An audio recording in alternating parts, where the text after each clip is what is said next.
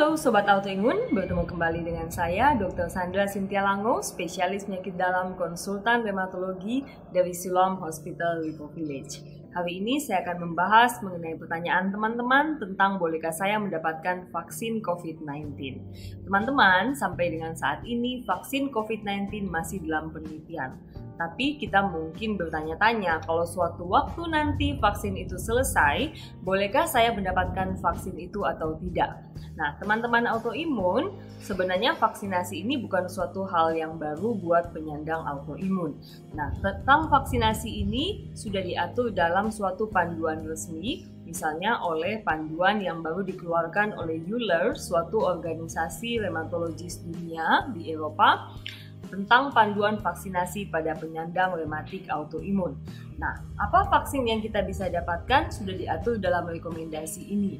Nah, rekomendasi ini memang dibuat untuk penyandang rematik autoimun. Nah, seperti apa penyakit-penyakit rematik autoimun itu? Nah, seperti yang kita bisa lihat, misalnya rheumatoid arthritis, lupus, Sjogren syndrome, kemudian ankylosing spondylitis, vaskulitis, itu adalah contoh-contoh penyakit rematik autoimun.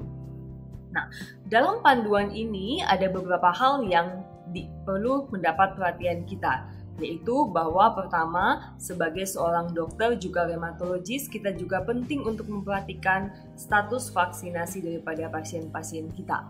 Nah, tentunya diingatkan juga buat teman-teman sekalian penyandang rematik autoimun untuk mungkin harus mendiskusikan masalah ini dengan dokter yang merawat. Apakah teman-teman perlu mendapatkan vaksinasi ini atau tidak? Nah, memang selama ini vaksinasi pada penyandang rematik autoimun ini sering kita lupakan atau sering kita abaikan. Namun, dalam panduan ini kita melihat dengan jelas bahwa sebenarnya vaksin ini sangat penting buat kita dalam rangka untuk mencegah beberapa jenis penyakit infeksi yang sebenarnya kita bisa cegah dengan vaksinasi. Nah, biasanya teman-teman mungkin bertanya, kapan waktu yang tepat buat kita untuk mendapatkan vaksinasi? Untuk teman-teman penyandang autoimun, tentunya dokter rheumatologis akan memberikan vaksinasi pada saat kondisi kita sudah stabil. Jadi, teman-teman dalam keadaan stabil, dalam keadaan remisi, dan tentunya tidak dalam kondisi flare atau lagi kumat.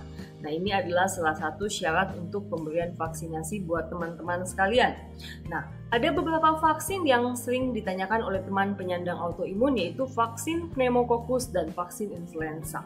Nah, apakah penyandang autoimun bisa mendapatkan vaksinasi ini? Dalam rekomendasi daripada EULAR ini jelas dikatakan bahwa penyandang autoimun bisa mendapatkan vaksin pneumokokus dan vaksin influenza.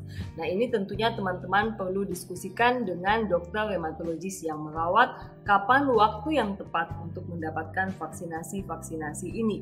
Nah, masih banyak vaksin yang lain. Teman-teman sering juga bertanya bagaimana dengan vaksin hepatitis A, vaksin hepatitis B. Nah, memang untuk vaksin hepatitis A, vaksin hepatitis B, kemudian toksoid tetanus, dan juga human papilloma virus ini bisa diberikan kepada penyandang rematik autoimun, tetapi tentunya dengan diskusi terlebih dahulu dengan rheumatologis yang merawat untuk menentukan waktu yang tepat buat teman-teman mendapatkan vaksinasi ini. Nah, untuk penyandang autoimun ada jenis vaksin-vaksin tertentu yang dimana kita harus berhati-hati. Jadi kita harus berhati-hati untuk memberikan vaksin-vaksin hidup kepada penyandang rematik autoimun. Nah, apa contoh vaksin hidup ini? Misalnya vaksin MMR, kemudian vaksin oral tifoid untuk tipes, vaksin oral untuk polio juga kita mesti berhati-hati, serta untuk vaksin varicella zoster dan vaksin untuk yellow fever.